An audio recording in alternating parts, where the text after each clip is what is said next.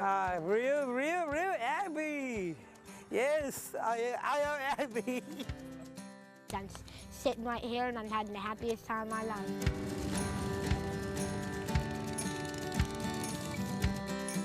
So I just want to show that deaf people can do that. It shows that she actually cares, that she's not just here to work, she's here to actually have an impact on our lives. It touched me so much being able to see him do something like that. Hey, Jacob, go! Jacob, go! Run!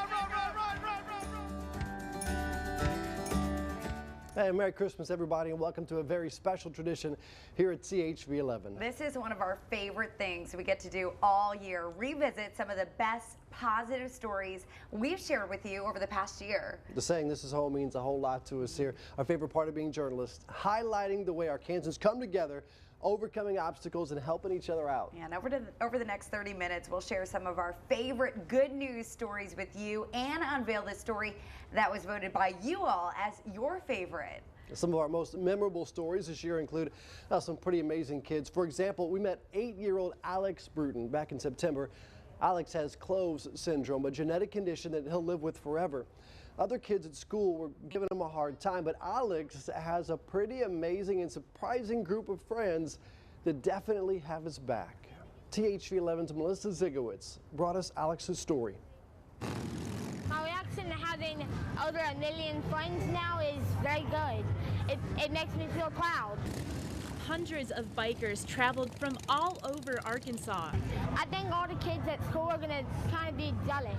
To take 8-year-old Alex Brewerton to school and to help him stand up to bullies. He had no idea. We've been only telling him that about 20 or 30 people are coming. And we roll up, and he's looking out, and he's standing up in the back seat, and he's like, oh my God. We're here to show him that people do care for him.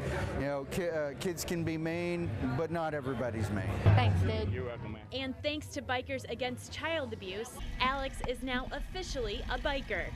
This is my new best. And he also gets a cool name too. My name's One Shot. I said we should have named him Rockstar instead of One Shot, because he's getting his picture taken, he's walking around fist bumping. He's just a great kid. We want the kids to be aware that acceptance is such a big part of life. And that's all Alex wants, is just to be accepted. And acceptance is exactly what Alex got. We want him to know that he's loved and appreciated, and we accept him just the way he is. But despite the challenges Alex faces in the road ahead, So on a scale 100, I would say I'm probably 100%. hundreds of bikers will always have his back. All the people out there that are watching this, I hope y'all realize this all happened for one person, and that one person is me. In Sherwood, Melissa Zigowitz, THV 11 News. Can he have 1,002,000 friends right Yeah. here? A very cool update to Alex's story. His family says the Discovery Life Channel has approached them about featuring Alex and his unique case of Cloves syndrome. In a Facebook post, the family says they welcome this opportunity, saying they hope the exposure will showcase how communities like ours can promote positive stories with so much love. We, of course, will keep you updated about when we can all see Alex's episode.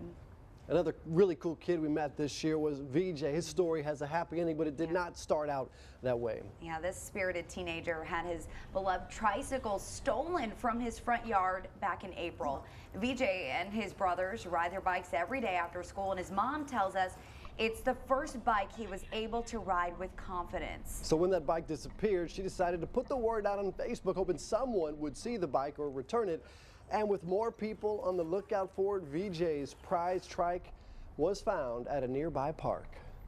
He was determined that he was going to ride this bike back home and that it was his. And he actually brought it in the house, and it stayed in the house all night until we're able to get a big enough lock to make sure it's going to be secured outside.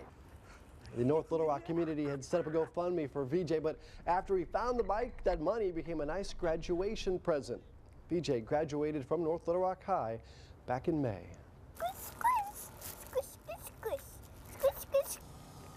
This tiny entrepreneur is another young Arkansan that captured our hearts this year. 7-year-old Kylie runs her own food truck. serving up snacks and her signature pineapple snow cones. Her mom helped her start the business, which you can actually hire for events, to teach her she can do anything she puts her mind to. I love that story. Isn't that the truth? Anything you want. After the break, we've got more good news for you, including the story you picked as your viewer's choice favorite of the year. Stay with us. We'll be right back.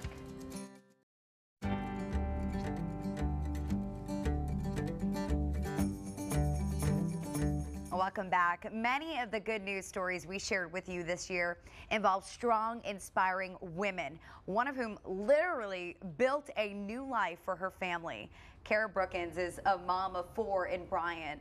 They left a life of domestic violence and decided to build a new home from the ground up using YouTube tutorials to teach themselves. Kara wrote a book, Rise: How a House Built a Family, about their journey through the good and the bad. It's available at Barnes & Noble and on Amazon.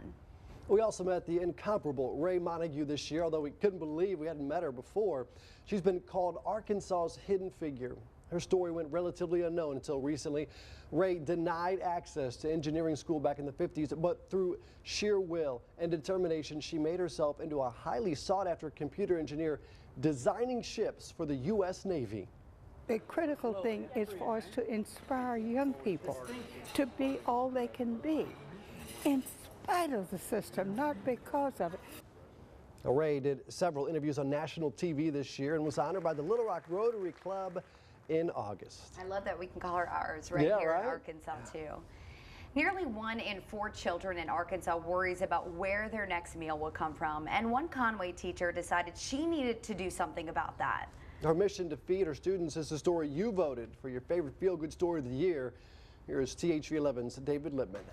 She teaches us to think outside the box and always be your best possible self when it comes to your artwork.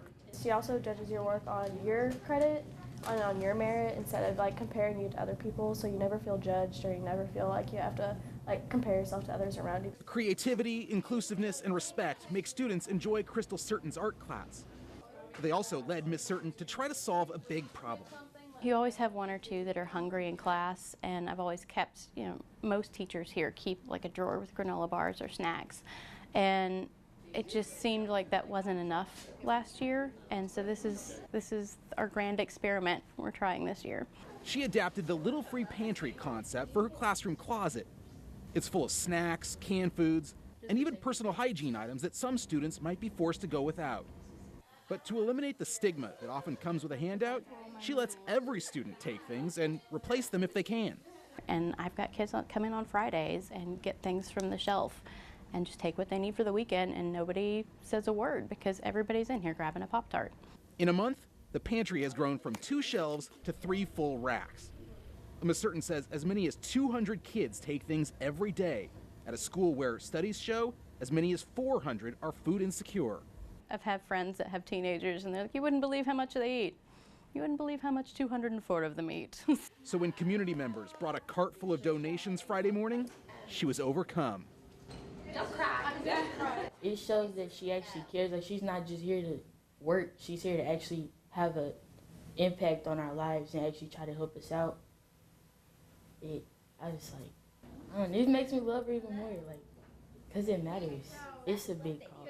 Like, I don't even know if Miss Certon realizes like how many people she helps out throughout the day, but it really helps a lot. More than 250 students visit the food pantry every day to keep them fed over the holiday break.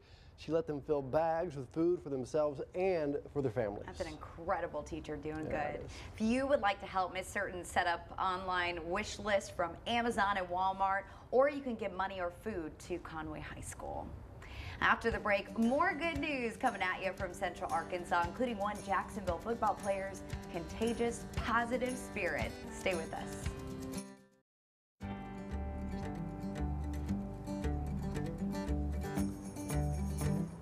Well, sometimes the best stories come from the world of sports, and this year we found some good news on the gridiron. In September, THV11's Hayden Balgavy introduced us to one pretty special Jacksonville Titan. Under the lights and on the field, high school football coaches tell you all the time, communication is the key to victory. Work, Taylor, work. Get there, Taylor, good. And when you see Shiki Robinson on the field, he gets everybody talking.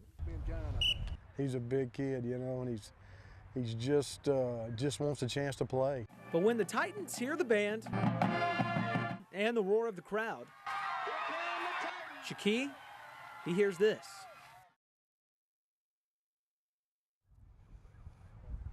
You know, some of them don't even know I'm deaf. You know, on Friday night they have no idea, but I still play hard against them too. So I just want to show that deaf people can do that and who I am. Shiki has been playing football since the 6th grade. The Arkansas School for the Deaf team did not have the numbers to play in 2017, so he decided to play for his hometown Titans. I think he's just been such an asset for our kids to be around somebody like that has I don't want to say it's something less of, but his work ethic's incredible. I mean, he's just full speed all the time. With the help of an interpreter, Shiki, he doesn't miss a beat on the field. In fact, he and the players have worked out their own communication system on defense with the help of the assistant coaches. Like, we have different codes that we use. Like, well, go ahead and play, and before that they'll let me know, and then we'll just go ahead and run the plays. And the coaches and I have a code that we use too. Some of our guys have learned, they got a few codes out there, defensive line guys when they're going to do this, that, or the other, but they've communicated with him and been open arms, you know. It's just been a blessing for our team. The only thing more impressive than his play on the field, the relationships he's built with his teammates. In fact, Shiki may be one of the biggest smack talkers on the team. No, sometimes, but we all talk, you know, tease each other, show our arms, you know, our guns, and then we just have fun. Now, high school football players have guys they look up to all the time, whether it be Odell Beckham, Dak Prescott, J.J. Watt, you name guys in the NFL. But ask any Jacksonville Titan, and they're going to give you the same name, Shiki Robinson. We celebrate with him, you know, we go high hands and things like that, and when he makes a sack, when he makes a tackle, you know, he looks over there, man. He's wanting your approval, making sure you're paying attention to him, and it's been fun, and I think it's taken football to another level for some of these guys. And I just like to be around people and talk with them and just enjoy that. And most of the people do love me too. All right, Hayden, thanks. Another Jacksonville native that brought some joy to his community this year, Kansas City Chief Demetrius Harris. The NFL tight end, with the help of North Little Rock police officer Tommy Norman, came back home to Jacksonville High School, passing out free Thanksgiving turkeys and hams to families in need.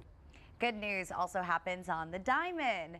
10-year-old Jacob Teal from Delight, Arkansas has survived 3 rounds of cancer. And at this year's Major League Baseball All-Star Game, he got the chance of a lifetime. Mentioned that he may get to hit or throw the ball around before the game when he's doing the interview process, and if that would be okay. We're like, yeah, that would be great. He would love that. But former World Series champ Al Leader wanted Jacob in the game. Like for Jacob to hit for me. Hey, Jacob, go! Jacob, go! Run! Jacob hit a single and ended up scoring the first run of the game that night, and his family tells us he's saying, thankfully, still in remission. So glad to hear these positive updates to these good news stories. Something they're going to remember for the rest of their lives.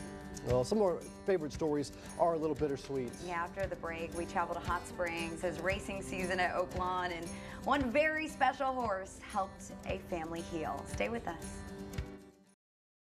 The horse players at Oak Lawn are always looking for signs from the universe that will lead to a winner. This year, a horse helped connect 2 families, letting one say goodbye and also hello to new friends. THV11's Rolly Hoyt brings us the story of Double Tough. The prelude to the tale of Double Tough began years ago for Shannon Bashirs. My dad was a trainer and owner, and he would bring us out here when we were really little. Yeah, it feels like home to me here. Horse racing was in her father's blood. Clint Bashirs lived to watch and play the races right up until his final days in 2013. Shannon broke him out of a hospice to catch some of Arkansas Derby Day. There was one space at the rail right down there in the handicap area, and it was like it was meant to be, and we just wheeled him right up there. He died about 6 weeks later. Shannon hadn't been back to the track since. I wasn't prepared to come back just because I feel him here. But last Saturday, she mustered up the courage. She scanned the entries, looking for horses and signs. I wanted to look at the names and see if there was anything that meant something to me and my dad, and the odds that the name Double Tough was in there just blew my mind. That was the term her dad always used for something tough as nails. And so out of the blue, she contacted the horse's owner and trainer. Zach Sims made an instant connection. My dad is he's been sick with terminal cancer the last 7 years. A trip to meet the horse came together, along with a pledge to watch the race as a group, even though he was a huge long shot. Reality usually sets in at that finish line out there. Long shots are long shots for a reason, and horses don't usually conform to our superstitions. But once in a while you hear a story that makes even the most hard-hearted horse players believe in magic and miracles. Being in this business, you get your heart broken a lot. But not today. Double Tough of 16,000, 2 lengths in oh front. my God, I said, he's in the mix. Together second and third, Double Tough in front. He wins by 2.5, and convincingly, and it was a miracle. It was unbelievable. It was a miracle. I mean, it just was. And it just said everything to me about following signs or following your heart. Oh, how do you not smile? Yeah, I about know, that? right? Daddy was watching for sure. As promised, the family made it out to the track for the winner's circle photo, and Bashirs was able to scatter some of her father's ashes right along the Oakland finish line. Stay with us. We have one more story, which is my personal favorite, coming up next. It's time for our final good news story of the night. This one's close to me. We've been following along as a single mom met up with Habitat for Humanity and a lot of volunteers, bringing about a life-changing move for her and her kids. I love my neighbors. We first met Lakeisha Waters over the summer, a single mother of 2 who became a mother of 3, adopting her young cousin at the request of her dying mother. And I was like, Mom, I said, I don't know. I said, I already have 2. The 4 of them cramming into this small rental in Little Rock. People acting crazy, shooting down the street. Anytime the kids need clean clothes, Waters bundles up and goes outside. With it being so cold, it's really cold in here. So Waters is closing the door on her old life. She's found greener pastures. This lot in North Little Rock will soon be home. In September, 2 years after first putting in her application with Habitat, workers poured a new foundation. And it's been nonstop ever since. Businesses and volunteers coming together. Being from North Little Rock, it's been fun to watch Habitat's presence, repairing homes and building new homes. And although it wasn't finished, it was time for her to walk inside her brand new home.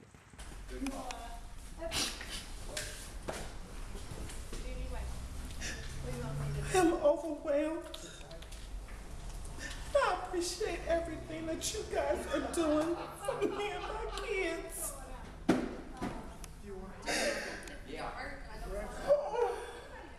Fast forward to the week of closing, where the kids got a chance to check out their brand new digs. I can already feel the burden lifting off of me. This is bickering that I love to hear. Debating on how to decorate their new home. One want Iron Man and Batman. Just look at my kids outside the window playing in that tree. They've been playing in that tree ever since we started coming here.